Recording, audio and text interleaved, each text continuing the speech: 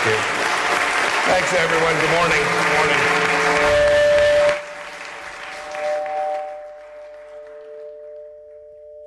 that right.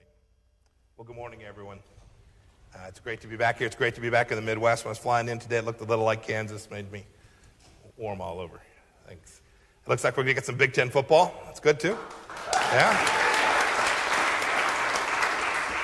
I was also reminded when Roger introduced me as the 70th Secretary of State that President Trump is the 45th president, so there's a lot more turnover in my job.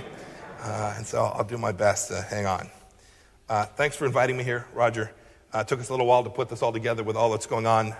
And thanks to all the distinguished members of Wisconsin State Legislature here, friends from the business community, some of whom I had a chance to spend a few minutes with. Thank you for your commitment to this great country of ours. This venue, my goodness, it's gorgeous. Second prettiest venue after Lambeau Field, right, in Wisconsin? A lot of people were kidding with me before I came here. Indeed, some of the political press in Washington was saying, what the heck's Secretary going to Wisconsin for? I know, it's not a country. I get it. But what goes on here and the work that you all do is so important to the mission that I have and my team has at the State Department that I feel like it's my responsibility to get out and talk to you about what we're doing on behalf of the people of Wisconsin, the people of America. As Americans across the country, we're dealing with the pandemic that was released from Wuhan. They've been worried about their lives, their livelihoods. Senator Roth got an email from Wu Ting, a person who was the consul, China's consul in Chicago. It landed in his email inbox. Ms. Wu stated that she was responsible for China-Wisconsin relations. The email included a draft resolution that she asked the senator to pass in this chamber praising China's response to the coronavirus. I want to just take a second to read a few excerpts. She wrote, whereas China's action has been critical to the global fight against the epidemic, and China has adapted unprecedented and rigorous measures for disease control and prevention, whereas China has been transparent and quick in sharing key information of the virus with the World Health Organization and the international community. Roger, rightfully, thankfully, deleted the email. Thought it was a hoax. I can tell you that the description, how she described the actions that the Chinese Communist Party took in response to the virus, were in fact all false. Of course, he got a follow-up email. She helpfully attached a revised version of the proposed resolution. And Roger wrote a one-word response. He said, nuts. That has a lot of American history, that word, and that response. And that chutzpah from an American who understood what it is that's in the best interest of our country. Look, the Chinese Communist Party knew early on how virulent the coronavirus was that originated in Wuhan. They did what authoritarian regimes do. They suppressed information, they censored, they disappeared courageous whistleblowers and journalists who tried to sound the alarm all across the world.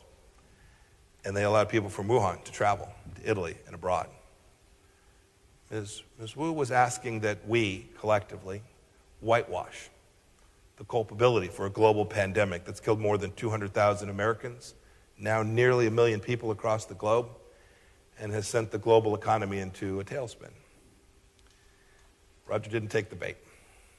Instead, Roger presented a resolution stating that the Communist Party of China deliberately, intentionally misled the world on the Wuhan coronavirus.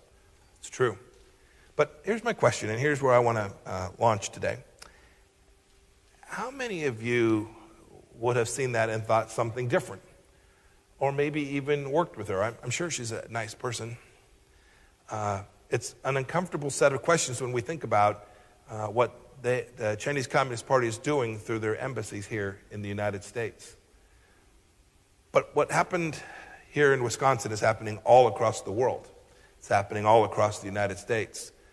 It's happening in state houses all across America. In February of this year, I delivered a set of remarks to the National Governors Association about Chinese Communist Party influence operations right here inside the United States of America. And then subsequently, I organized a group. National Security Advisor O'Brien, FBI Director Chris Wray, Attorney General Bill Barr have all talked about this same set of challenges that we face here in the United States. I want to distinguish, importantly, two things. First, look, plenty of countries try to influence our politics and our culture, and there's nothing wrong with that. I'm not worried about the Alliance Française or the National Italian American Organization. Irish group. They're fundamentally different than what the Chinese Communist Party is doing. It has a much more sinister view of this engagement. The party and its proxies aim to make Americans receptive to Beijing's form authoritarianism. Now, I use this language carefully. I talk about the Chinese Communist Party because I have a second distinction I want to draw, which is between that party and the people of China, between the leaders of China and those who want to live in China as free peoples, at peace and prosperity, and take care of their families in the same way that we all do here in the United States. Let me give you another data point on the Chinese Communist Party's aims.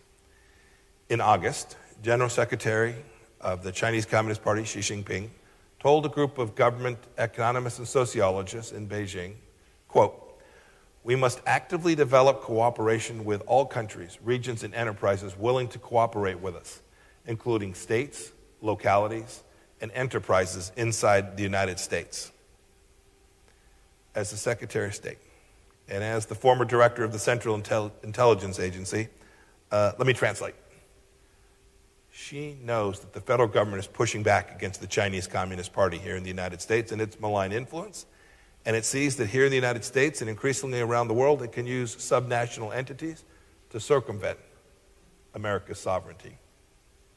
He thinks local leaders may well be the weak link.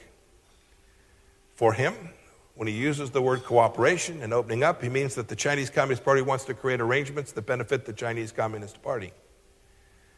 We know this because for decades, the Chinese Communist Party deployed friendly language while stealing from our innovators, property, jobs, wealth from here in the United States. We know that they built their military strength and that they have co-opted elites all around the world. Later, in that same set of remarks, General Secretary Xi said that, in fact, he explicitly confirms that the purpose of his entreaties, his outreach, is to put China in an undefeatable and invincible position. His words, not mine. The Chinese Communist Party views itself as the true vanguard of Marxist-Leninist thought, which proposes that communist countries like theirs must struggle and prevail against capitalist nations like ours. This isn't the Cold War. This is different in kind, to be sure. I was a young soldier. I patrolled the border between East and West Germany. This is different. It's why we have to have a conversation in our state legislators about this China and this China challenge. And it's important here in Wisconsin as it is in Washington. The good news is that they were starting to have these conversations all around America, not a moment too soon. President Trump has made clear the expectations he has for our government, our administration, and how we'll respond to this challenge to protect the American people, to create prosperity and grow our economy. But we watch these CCP campaigns targeting state-level officials, local interests. We've seen them at PTA meetings. They've been in full swing for years, and they're increasing in intensity. Much of that activity revolves around pressing state governments not to recognize, trade with, or otherwise engage with Taiwan. But that's not all. I'll give another example. And I could give many. In 2017, a California state senator proposed a bill merely expressing support for the Falun Gong practitioners in America and in China. It was hortatory. It was a rhetorical resolution. These people that he was speaking to have suffered as tremendously under the Chinese Communist Party's crackdowns on religious freedom as any others. The Chinese consulate, that is, Chinese diplomats, in San Francisco responded by writing a letter to the state legislature. It denounced the Falun Gong as an evil cult and claimed that the bill might deeply damage the cooperative relations between the state of California and China and seriously hurt the feeling of Chinese people in the vast Chinese community inside of California. Unfortunately, the California State Senate bowed to the CCP pressure and shelved the proposed bill. It's just one example. The reality is that most every state legislature in the country has probably received a letter from the CCP, much like Senator Roth's email, as part of a coordinated propaganda campaign. The Chinese consulate in New York, for instance, is incredibly politically active. Then there's the next level down. CCP influence and espionage campaigns at the municipal and city levels. Just this week, you would have read in the papers, the Department of Justice charged a New York Police Department officer, an Army reservist, with allegedly acting as an illegal agent of China. He's accused of reporting on the activities of Tibetans living in the United States back to the Chinese Communist Party. How telling. He even provided CCP officials with access to senior-level NYPD personnel through invitations to official events. Sound familiar to anyone? He told his handler that officials in Beijing, quote, should be happy because you've stretched your reach into the police, end of quote. And we see it all over. We see it all over in America's sister city programs like the ones in Door County, La Crosse, Milwaukee, and Richland Center. They fall under the authority of something called the Chinese People's Association of Friendship with Foreign Countries. Sounds benign. But that group is part of China's United Front Work Department, the CCP's official overseas propaganda tool. It's one of the CCP's 3 magic weapons, in the words of Chairman Mao, along with armed struggle and party building. In other words, it may have friendly in its title, but it is not so when it comes to American interests. Look, the federal government can't police every bit of this predatory and coercive behavior. We need your help. And the beauty of our federal system is that we don't have to. You all can take up this mantle. Protecting American interests requires vigilance. Vigilance that starts with you and all state legislators, regardless of party. Know that when you're approached by a Chinese diplomat, it is likely not in the spirit of cooperation or friendship. Know that if you're offered a trip to China when the pandemic travel restrictions are lifted, that you should ask who's paying for the trip, and if that person is linked, directly or indirectly, to the Chinese Communist Party. Know, too, that these approaches may happen from Chinese national or Americans working with CCP-linked interests. When you're in your districts, make sure other local officials know of these risks as well. And there's a lot you can do. There's a lot you can do in this very chamber. You can pass laws to codify closer cooperation with federal agencies to assist them in the protection of intellectual property and investment screening and counter-infiltration operations. You can ignore CCP threats and encourage mayors and business people to engage more broadly around the world. And as I told the nation's governors, you can scrutinize your state pension funds. As of its last report, the Wisconsin retirement system is invested in China Mobile and China Telecom. Both are state-owned giants, and they're an integral part of Chinese Orwellian surveillance system. Do you want your teachers, your firefighters, your policemen invested in those kinds of activities? You can also work to ensure your state colleges aren't improperly influenced by CCP-linked organizations like the Confucius Institutes, and that pro-democracy students from China, Hong Kong, or Taiwan studying in Wisconsin are not harassed. We want them here. Make sure they're not being threatened by pro-Beijing elements on your campuses. Telling the truth about China isn't remotely partisan. It's principled, and it protects our people. Remember Ms. Wu at the consulate? Well, on April 2nd of this year, she forwarded a letter from her husband to the Consul General in Chicago, to the district director of a great Wisconsin congressman named Mike Gallagher. The letter is full of CCP propaganda and disinformation about the pandemic, just like the one that was sent to Senator Roth. But what caught my eye in this missive was her declaration. She said, "We are firmly opposed to racial discrimination and xenophobia against the local Chinese community and stigmatization of China and the Chinese people over this virus." They try to shape the storyline. They want you to believe that America's righteous anger at the CCP over its handling of the coronavirus has something to do with race. It does not. It has everything to do with citizens who are no longer with us, children who aren't able to go back to school, and jobs that have been lost. And importantly, the Chinese Communist Party knows this. The CCP thinks it can drown out American cries for accountability with shouts of racism. We won't let that happen. We can't.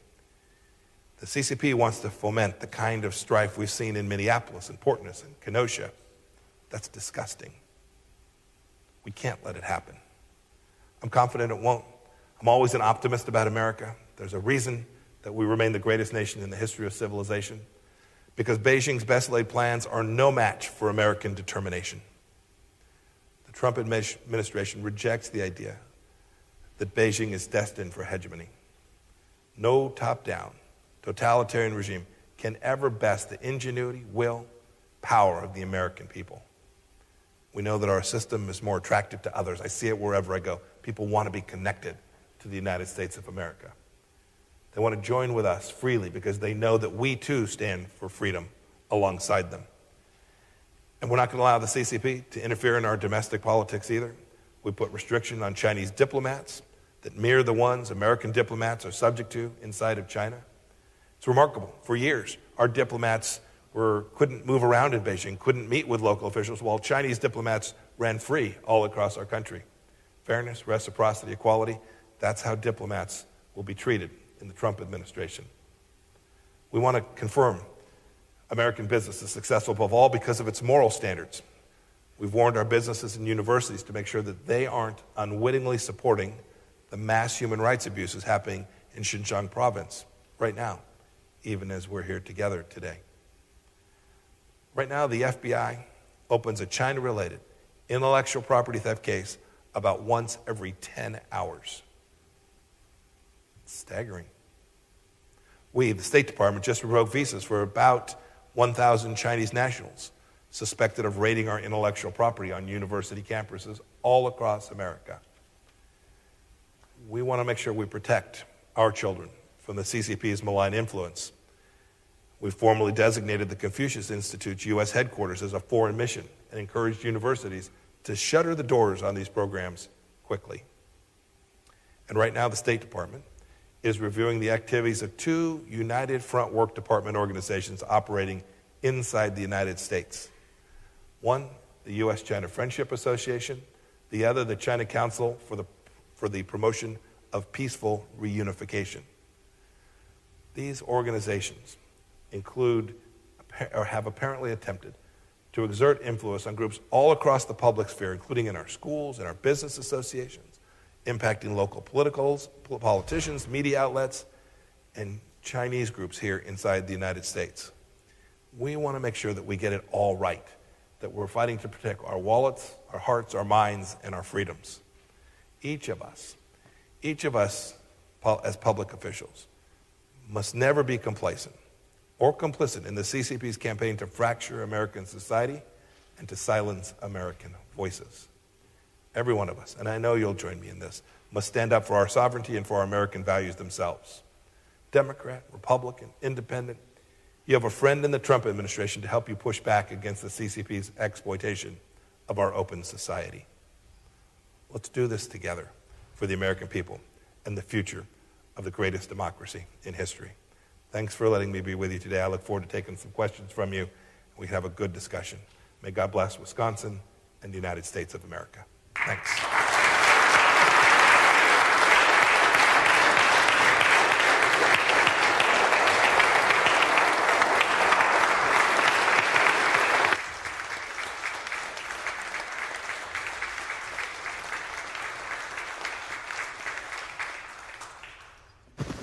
Thank you, Mr. Secretary. Appreciated those remarks. Now you got the hot job, though. That's a hot seat that we have you in here. No worries. I went and reached out to our legislators who are here today and just asked them to send questions to me. And I reworked some of them just so we could try and get a flow here. But I'm just going to give you a little, I guess, bird's eye view of what people are thinking here. And hopefully you can provide some perspective for us. So the first question actually comes from two senators. One is Senator Steve Nass. He is a retired Chief Master Sergeant in the Air National Guard. And then also Senator Dale Koinga, who is currently serving as a major in the Wisconsin Army National Guard. They're off to your right. And they're basically wondering something I think we've heard a lot about, that the traditional thinking in China is that if we open up their markets, and make them more traditional and bring them more into the norms that we see, international norms when it comes to trade and so forth, that's going to bring them further towards a democratic way of governing. Yet, if we look over the last, say, 20 years, we've seen, China increasing its grip. We see the issues with the Uyghur Muslims. We see what happened in Hong Kong earlier this year. And then, as Senator Nasa points to, the militarization of the Spratly Islands in the South China Sea. So the question is this traditional thinking in regards to market forces enforcing these democratic systems, or do we need a fundamental realignment in the approach? Yeah. It's perhaps a central question. Is Master Sergeant here somewhere? He is in the second row. Steve Nass. I've always been scared of Master Sergeant. as a young lieutenant, I knew who was really in charge. So for 50 years, U.S. policy had as its central theme, if we trade with them enough, then they will open up and they'll stop the predatory economic activity will cease. Right? That's what impacts us in the United States. So for all the human rights problems and all the challenges inside of China, what we're most interested in is making sure that we compete with every nation on a set of fair and level trading rules and that everyone abides by the same central ideas of sovereignty and recognition of the rule of law. And the theory was, if you trade with them enough, they'll grow enough, they'll bring hundreds of millions of people out of poverty, which they've done, and that kind of behavior will change. And I gave remarks at the Nixon Library now a couple of months back where I made very clear that's failed.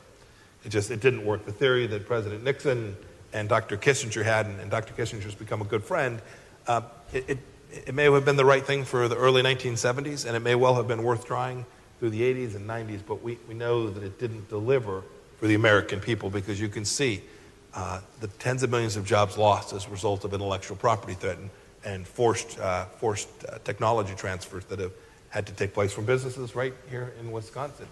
We think about the largest businesses, but small and medium businesses. I ran a small business in Kansas for years. You could see them. They wanted to see our drawings. They wanted to see our engineering in order to trade with them. We have to fundamentally use the set of tools we have, the power that the United States has to simply demand a set of fair and reciprocal relationships in every dimension with China.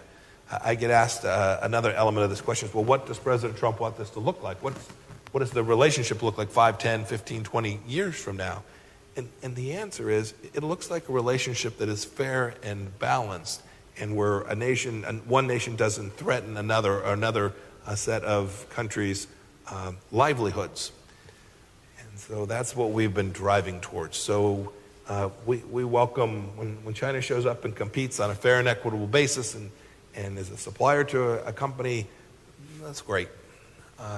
But what we see in far too many cases is the flip side of that, which is an inequitable relationship, people who won't respect property rights, people where there's no remedy, there's no judicial remedy for these wrongs, and it is a predatory activity that is just simply unacceptable to allow to continue. Thank you. And more trade, increasing activity is unlikely to do anything but fuel their capacity to continue that kind of inequitable, oppressive behavior. So the next question, which kind of follows that a bit, this comes from Speaker Robin Vos. You had an opportunity to meet him earlier. He's the popcorn king here in Wisconsin, got his own small business there. But as China's moved over the last couple of decades, particularly the last 10 years, they're expanding. They're trying to invest in the world. They've got the Belt and Road Initiative, which is heavy in third world countries, but even some first world nations in Europe.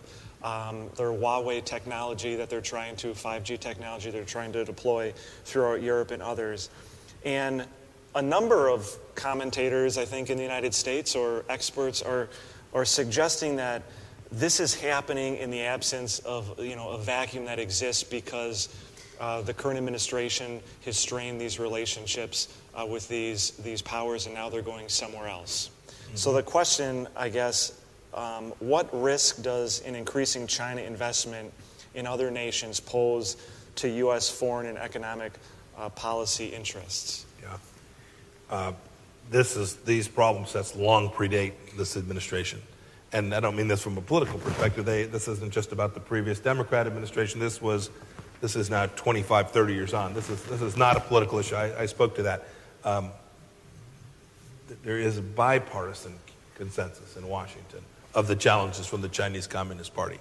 I say that because what the Trump administration has tried to do is for the first time take on this challenge in a serious way, recognizing that it will take years to push back against every dimension of the infiltration, the connectivity that has developed over 25 or 30 years.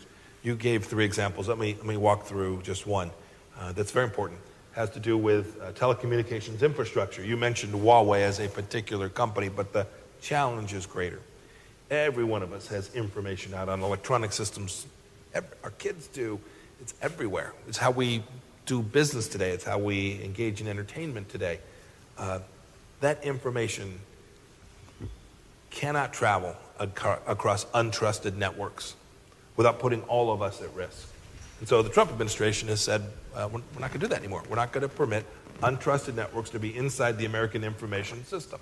We're going to, over time, build out a system of services that we know we can rely upon that will have Western values, Western rule of law, central understandings about transparency and openness. We'll know where that property, that information property, will be. This is a big challenge, but we've made real progress. When we came in, Huawei was on the rise, ZTE was on the rise, all of the Chinese telecommunications infrastructure. Look, they were showing up as state-owned enterprises and subsidizing these businesses. And so if you were a small country somewhere, it was cheap and it felt free. It ain't free. Right. There's a cost. You may not pay it at the front end. It may not show up on the invoice, but there's a real cost. And so we have taken an approach that said, well, we know one thing we can control. That's American information. And we're going to demand that American information travel only across in a trusted cloud, in a trusted network, across clean lines and telephone lines. And we're going to get there. I'm very confident. By the way, this isn't anti-China. Anybody who shows up, there'll be a certification process. If the technology complies with that, that is, we can come to understand that information has a chain of custody that we can come to trust, then that can come in. The source of it is immaterial. That is, if it's built in China or Europe or Wisconsin, so be it.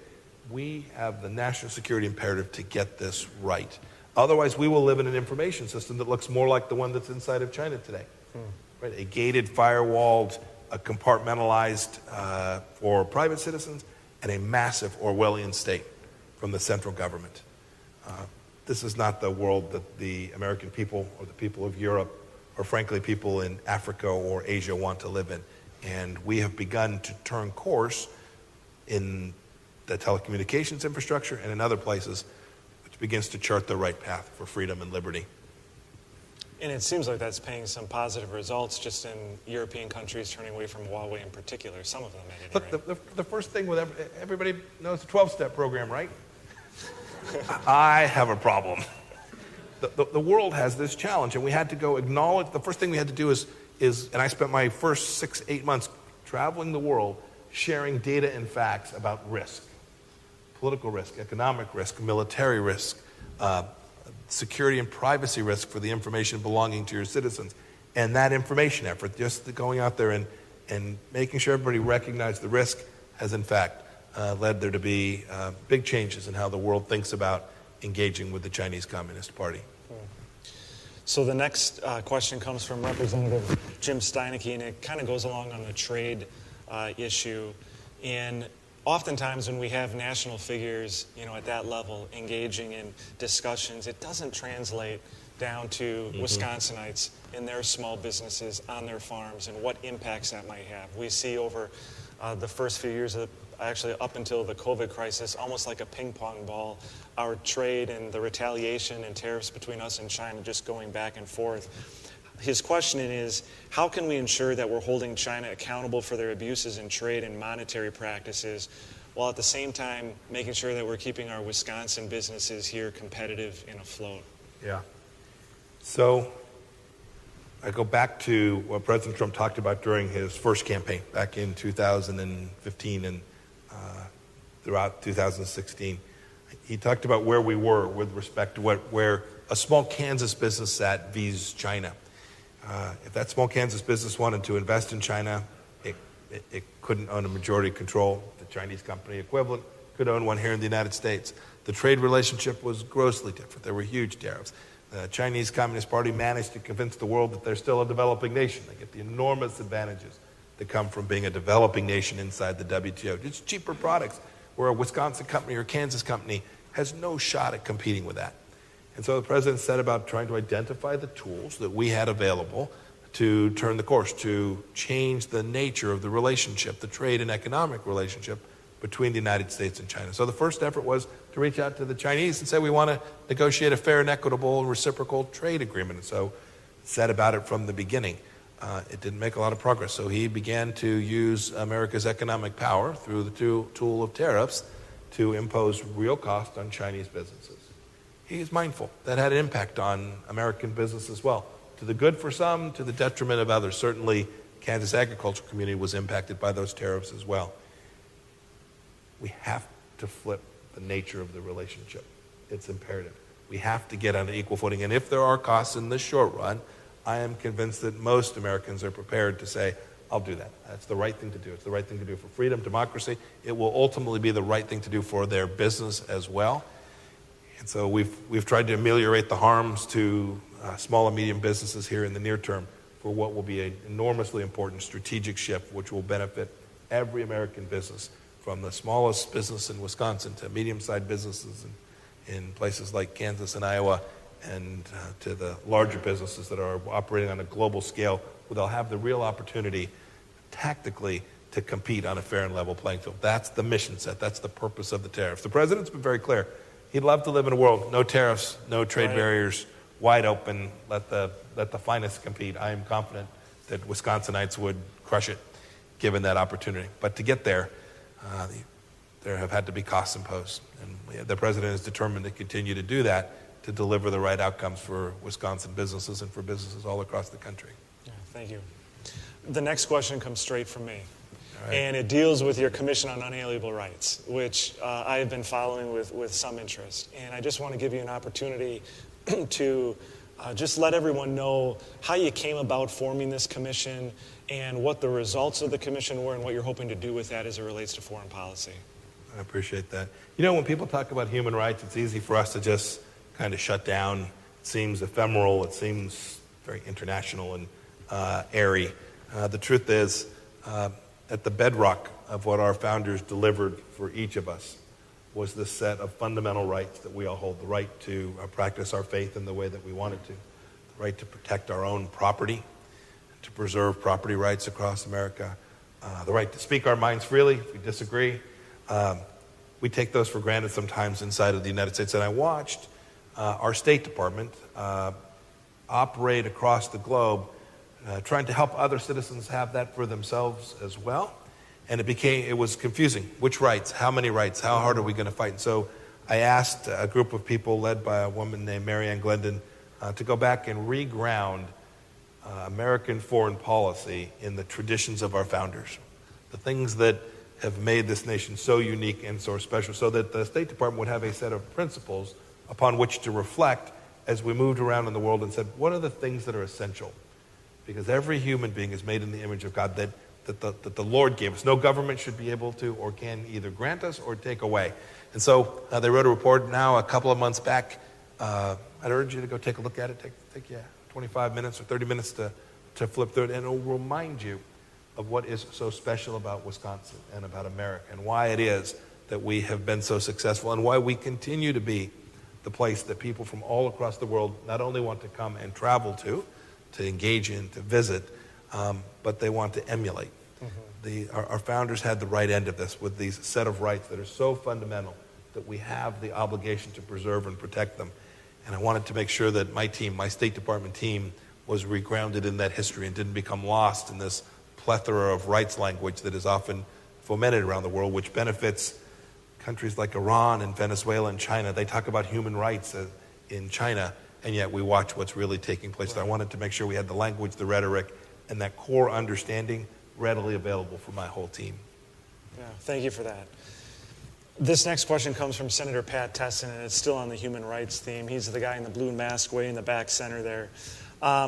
There's rumors the U.S. government is contemplating issuing an atrocity determination for the Uyghur Muslims in China. Can you talk a little bit about what that might mean, and the effect that it might have, and then why this is a focus for you and the administration? So the administration has made religious freedom a real priority all around the world. The president spoke about this, it would have been a year ago, almost exactly, at the United Nations. This idea that a human being must have the capacity and the right to exercise their conscience. Some people will choose no faith, Christians, Muslims, Jews, everybody, but everybody has to have this freedom. What's happening in this western part of China that you referred to is the antithesis of that. A group of people, because of who they are, their beliefs, their race, are being treated in the most horrendous way. Forced sterilizations, forced abortions, a surveillance system 24/7.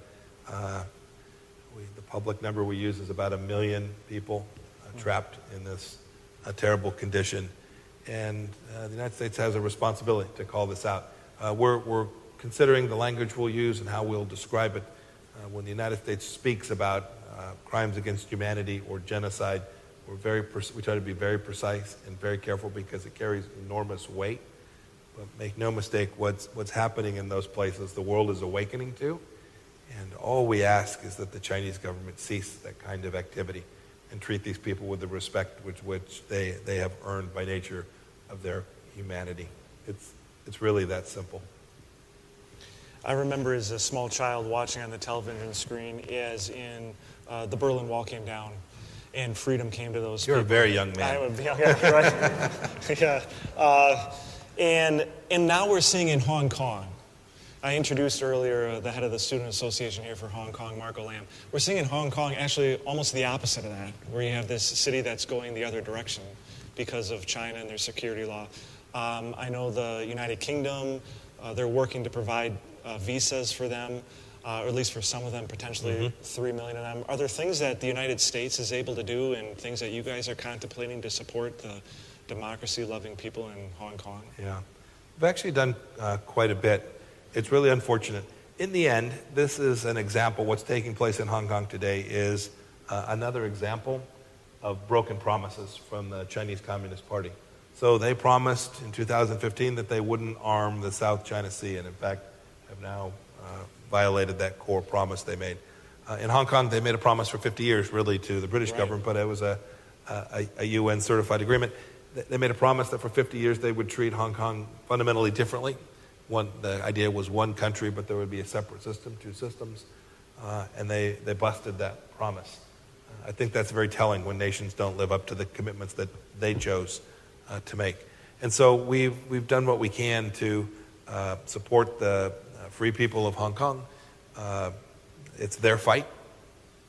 The United Kingdom has done good work in saying, for those of you who were in Hong Kong on the understanding that you would still have another decade and a half of freedom, they have a very special relationship, a set of visa rules that are different from ours. I think they're going to take on board some of those people. But we have begun, as the president said in the executive order, to say that if the Chinese government is going to treat Hong Kong as just another communist city, then we will too. So all of the special arrangements that existed between the United States and Hong Kong, agreements that were different from what we had with mainland China, the president said, end them. If they're going to treat this as the same thing, if they're going to treat the people of Hong Kong just like they do the people in other parts of the country, then the United States should do that as well. And we've made great progress along that way, all the while supporting the democratic rights of those people in the same way that we are hopeful that the people all across China will have the very human rights and freedoms that they so richly deserve.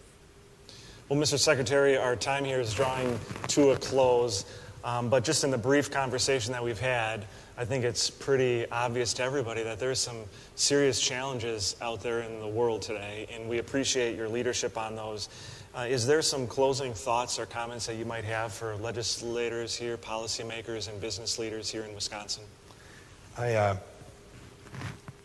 consider myself a manufacturing guy. That's where I began before I lost my mind and ran for Congress. I now have the privilege to serve as America's Secretary of State. And you should know that I think about my family's life back in Kansas. My There's a family farm in a little place called Winfield that I think one of my cousins owns now. It's easy to think these are disconnected, but America's place in the world, our capacity, our economic might, is central to my ability to deliver good outcomes around the world. And so I want to say thank you to everyone who gets up, everyone who goes to work, and does their best to create value for their company, for every kid who goes to school and studies just as hard as they can. I hope you'd all study math and science and engineering. We need more of that technical capability here in the United States. Know that President Trump and I, when we travel the world and are engaged in these important, complex issues around the world, have deeply focused on the idea that if we get it right here in America, if the President uses the language of America first, if we get it right here, we will absolutely benefit you all. We'll benefit the people of Wisconsin. We'll benefit people all across the United States of America, but we'll also be a force for good around the world. A successful, prosperous, free America is an absolute pillar for the same kind of opportunities for people all across the world. And so we're very focused on making sure we always remember the places from where we came. And when we get that right, when we deliver good outcomes here for the United States, then my work as a Secretary of State will be much more fruitful. So thank you for having me here today. It's been a joy, a lot of fun, a real blessing to be here with you. Thanks for what you all do every day to make sure that Wisconsin's doing well. Bless you all. Thank you. On behalf of Speaker Voss and our entire legislature, thank you for coming to our state capitol Thank you all. today. Good luck. Appreciate it. Roger, thank you. Thank you.